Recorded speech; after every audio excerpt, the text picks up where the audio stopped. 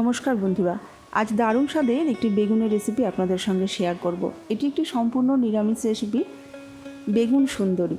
যে কোনো নিরামিষ দিনে এটা কিন্তু বানিয়ে নিতে পারবেন। নিরামিষ দিনে কেন বলবো, যে কোনো দিন এটাকে বানিয়ে নিয়ে এটা পরিবেশন করতে পারবেন। এটা ভাত, রুটি সব কিছুর সাথেই খেতে অসম্ভব ভালো লাগে। তাহলে চলুন শুরু করা যাক ভিডিওটা। আমি এখানে 3টে মিডিয়াম সাইজের বেগুন নিয়েছি। এবার বেগুনগুলোকে একটু কেটে নেব, একটু লম্বা করেই কেটে নেব। প্রথমে ডাঁটটাকে একটুখানি বাদ দিয়ে দিচ্ছি, পুরো ডাঁটটাকে বাদ দিচ্ছি না। এইবার একটা বেগুনকে আমি 4 টুকরো করে নিচ্ছি। দেখুন 3টে বেগুনকেই এরকমভাবে আমি কেটে ভালো করে ধুয়ে নিয়েছি। এবার এই বেগুনের মধ্যে সামান্য একটু নুন, হলুদ আর একটু লঙ্কার গুঁড়ো ভালো করে একটু মাখিয়ে একটু রেস্টে রেখে দেবো। সেইভাবে আমি মশলাটাকে তৈরি করে নেব। এই 5 থেকে 10 মিনিট একটু রেখে দেবো। এতে করে বেগুনের মধ্যে নুন, হলুদ মশলাটা কিন্তু খুব সুন্দরভাবে ঢুকে যাবে।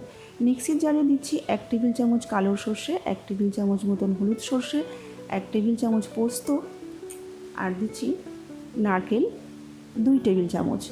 এটা আমি প্যাকেটের নারকেলই ব্যবহার করেছি। ঝালের জন্য 4টে কাঁচা লঙ্কা, সামান্য একটু নুন দিচ্ছি আর অল্প অল্প করে জল দিয়ে আমি মশলাটাকে খুব মসৃণ করে বেটে নেব। অল্প অল্প করে জল দিয়ে বেটেছি, খুব বেশি জল দিইনি।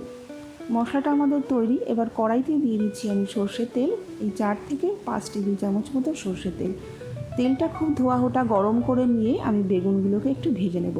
বেগুনের যে পেছন দিকটা সেইটা কিন্তু আমি আগে তেলের দিকে দেব, তাহলে কিন্তু এইভাবে বেগুনটা ভেজে নিলে বেগুনের একটু তেলটা কম টানে। এইভাবে একটা পিঠ যখন হয়ে যাবে তারপরে আরও একটা পিঠ উল্টে দেব। পেছন দিকটা যদি আগে দেওয়া হয় তাহলে বেগুনটা কিন্তু অনেকটা কম তেল, ভাজার সময় একটু কম তেল লাগে। এইভাবে একটু লালচে করে বেগুনগুলোকে আমি ভেজে নেব। 2টো ব্যাচে আমি বেগুনটাকে ভেজে নিচ্ছি, যেহেতু আমি এই তেলেই পুরো রান্নাটা করব। বেগুনটা ভেজে বাটিতে তুলে রেখে ওই তেলের মধ্যেই দিচ্ছি সামান্য একটু কালো জিরে, একটা কাঁচা লঙ্কা। গ্যাসটাকে লোতেই রেখেছি। ফোড়নটাকে একটু নাড়াচাড়া করে নেব। একটু সুন্দর গন্ধ বেরোতে শুরু করলে আমি বেটে রাখা মশলাটাকে দিয়ে দিচ্ছি। গ্যাসটাকে কিন্তু অবশ্যই লোতেই রাখতে হবে, নাহলে কিন্তু মশলাটা পুড়ে যাবে। কিছুক্ষণ একটু নাড়াচাড়া করে নিয়ে এর মধ্যে সামান্য একটু দিয়ে দিচ্ছি হলুদ রঙের জন্য, আর সামান্য একটু দিয়ে দিচ্ছি কাশ্মীরি লঙ্কার গুঁড়ো, স্বাদ মতন নুন আর 1 টেবিল চামচ মতন চিনি। যেহেতু নিরামিষ রান্না, একটু মিষ্টি স্বাদ হলে খেতে ভালো লাগবে। আর নুন দেওয়ার সময় কিন্তু অবশ্যই খেয়াল রাখতে হবে, আমরা কিন্তু বেগুনের মাখান অনেকটাই কিন্তু নুন দিয়েছিলাম, সেটা খেয়াল করেই কিন্তু নুনটা দিতে হবে। মিক্সির জারে একটু মশলা লেগেছিলো, সেটা ধুয়ে একটু জল দিয়ে দিচ্ছি। এবার খুব ভালো করে নাড়াচাড়া করে নিয়ে মশলাটার দিকে যখন তেল রিলিজ হবে তখন 1 কাপ মতন নারকেলের দুধ এখানে দিয়ে দিচ্ছি।